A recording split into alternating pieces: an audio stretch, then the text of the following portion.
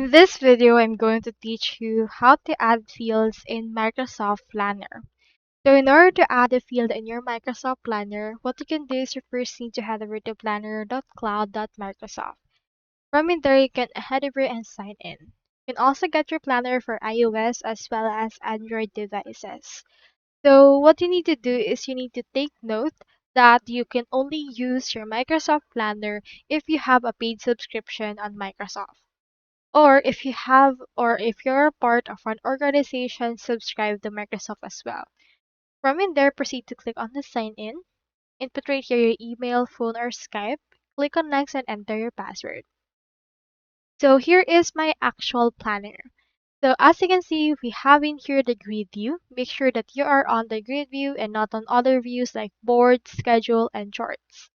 Now into this part, make sure right here that you are having this view.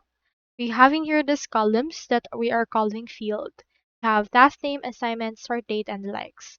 So for example, on this case, you can find all of this right here. So for example, you can add a new column by clicking on the add column page, adding a new field, and choosing a custom field like text, number, date, and name your field according to that. As you can see, you can actually access it all together through this part.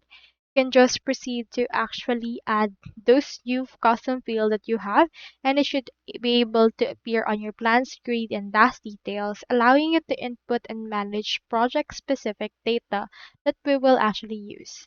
You can also share this plan to others and edit it out according to your liking as well, and then just do in here some things that you need to do, like adding a fields, which on this case you need to actually add as well. So that's all there is today, and I hope this video helped you out.